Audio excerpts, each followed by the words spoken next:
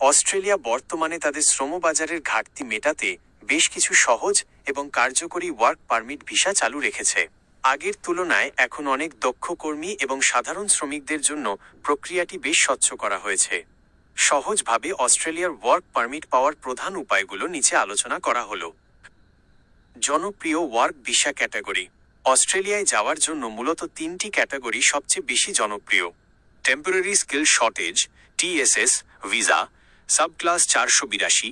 কোনো অস্ট্রেলিয়ান নিয়োগকর্তা যদি আপনাকে স্পন্সর করে তবে এই ভিসায় আপনি 2 থেকে 4 বছর সেখানে কাজ করতে পারবেন। Skilled independent visa, subclass 189। এটি পয়েন্ট ভিত্তিক ভিসা। এর জন্য কোনো স্পন্সরের প্রয়োজন হয় না, তবে আপনার পেশা অবশ্যই অস্ট্রেলিয়ার ডিমান্ড লিস্টে থাকতে হবে। Skilled nominated visa, subclass 190। এটিও পয়েন্ট ভিত্তিক, তবে এখানে অস্ট্রেলিয়ার কোনো নির্দিষ্ট স্টেট বা রাজ্য আপনাকে মনোনয়ন নমিনেশন দেয়। 2.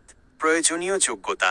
সহজে ভিসা পেতে হলে আপনার নিচের বিষয়গুলো নিশ্চিত থাকতে হবে: দক্ষতা, স্কিল অ্যাসেসমেন্ট, আপনার পেশার ওপর সংশ্লিষ্ট কর্তৃপক্ষের কাছ থেকে সার্টিফিকেট নিতে হবে। ইংরেজি ভাষা, সাধারণত অন্তত 5.0 থেকে 6.0 স্কোর থাকা প্রয়োজন। ভিসার ধরন অনুযায়ী কম বেশি হতে পারে। বয়স সাধারণত 45 বছরের নিচে হতে হয়। কাজের অভিজ্ঞতা, সংশ্লিষ্ট ক্ষেত্রে কমপক্ষে 2-3 বছরের বাস্তব অভিজ্ঞতা থাকলে ভিসা পাওয়া সহজ হয়। 3. বর্তমানে চাহিদাসম্পন্ন পেশা।